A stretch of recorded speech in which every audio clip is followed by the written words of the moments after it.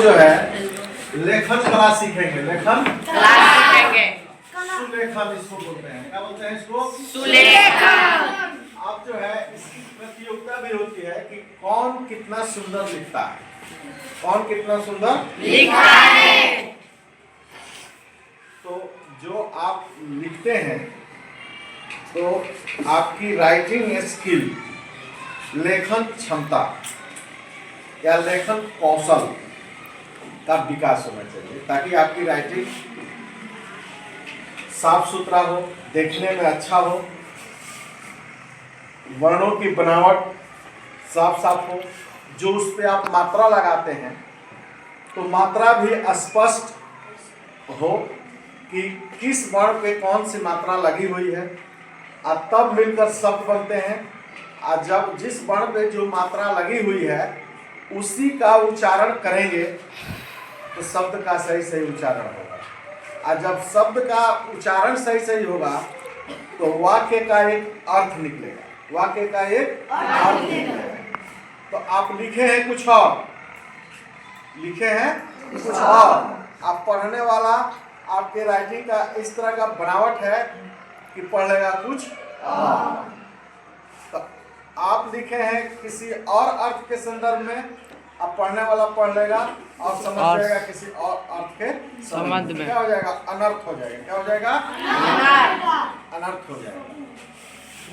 तो आप भी जो है परीक्षा में लिखते हैं तो आप खुश होते हैं कि बहुत लिखे हैं, बहुत कुछ लिखे हैं, और आपके नंबर जब घट जाते हैं, कम मिलते हैं, अपेक्षा से कम मिलते हैं, तो यही फैक्टर रहता है, यही कारण रहता है कि आपकी राइटिंग उतनी अच्छी नहीं है, मात्रात्मक त्रुटियां हैं, या आप लिखे भी हैं तो वो सही जगह पे मतलब जो है नहीं है। तो आपको लिखते समय आपकी कॉपी का डिजाइन ऐसे ही होता है ना जी? तो कॉपी का जो डिजाइन है, तो ये जो है एक है, गौर से देखिए, तो ये पूरा का पूरा लाइन जो है, आप जो वर्ड लिखते हैं ऐसे, तो आपको ऐसे जब आप लिख देंगे, ठीक है, आपने मान लेते हैं कि यहाँ था लिख दिया, ठीक है, तो अब देखिए यहाँ पे आपने ग लिख दिया, तो जब पूरा आप वर्ण भर देंगे, लिख देंगे, कवर कर लेंगे, तो इसमें मात्रा लगाना होगा, तो जाकर सटेगा ना जी? Yes sir. यहाँ घ है, तो अब इस पे आप रेफ देंगे तो क्या हो जाएगा? सट जाएगा लाइन में। हाँ, फिर यहाँ मान लेते हैं कि आपको उ का मात्रा देना है, देख रहे हैं? Yes sir. अब ये जो लिखे हैं, तो अब इसको जो है ख का खे माना जाए कि घ का घू माना जाए। आपने मान लेते हैं कि खेल लिखा, क्या लिखा? खेल लिखा। और यहाँ जो है आप जो है धम लिखा, क्या लिखा? धम। यहाँ खेल लिखा। अब आप ही पढ़िए कि खेल पढ़िएगा कि धूम पढ़िएगा, बताइए। क्यों? हमने तो भाई खेल लिखा है, पढ़िए। अब सट गया है, आप नहीं पढ़ पाइएगा। अरे मैंने लिखा है खेल, नहीं, तो आप कहते हैं कि सर जी हम ये लिखे हैं, कहाँ कहाँ जाकर बताइएगा, किनके पास जाकर बताइएगा कि नहीं हम ये लिखे हैं। मतलब आपकी राइटिंग ही आपका क्या है? रिप्रेजेंटेशन है। क्या है? रिप्रेजेंटेशन।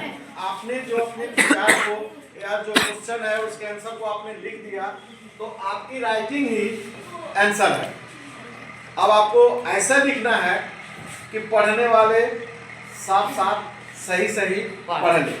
अब मैंने खेल लिखा, अब मैं बोल भी रहा हूँ आपके सामने कि मैंने खेल लिखा, आपने क्या पढ़ रहे हैं? खेल नहीं पढ़ेंगे, नहीं चलेगा, थोड़ा सा भी रियायत नहीं दीजिएगा। तो जब आप अपने टीचर को या मेरे लिखे हुए में थोड़ा रियायत नहीं दीजिएगा, तो फिर आप बोर्ड में लिखिएगा, मैट्रिक के बोर्ड में, इंटर के बोर्ड में, तो रियायत मिलेगा आपको? यही नंबर कट जाते हैं आपके। क्या होते हैं? अब इसी तरह जो है आप बहुत सारी गलतियां करते हैं, ठीक है, बहुत सारा जो है बहुत अच्छी अच्छी बातें लिखते हैं, लेकिन पढ़ने वाले आपकी राइटिंग पढ़ नहीं पाते हैं। आपके विचार अच्छे हैं, आप जानते भी अच्छे हैं, जवाब भी दे देते हैं, बोल भी लेते हैं, लेकिन लिखते वक्त आप कुछ चीज़ों का ध्यान नहीं देते हैं, जिससे आपकी लिखी हुई बात को एग्जामिनर या टीचर या और कोई बात अदर पर्सन पढ़ नहीं पाता है। आप मान लेते हैं आवेदन ही लिख रहे हैं वीडियो के पास या किसी पदाधिकारी के पास, तो आपके आवेदन को पढ़ पाएगा ना जी? कोई पढ़ेगा तब तो आपकी समस्या समझेगा। अगर आपके आवेदन ही नहीं पढ़ा जाए तो आपकी समस्या क्या है कोई समझेगा तब? तो जब समझेगा नहीं तो एक्शन लेगा। ये चीज है। तो आपको जो है करना क्या है,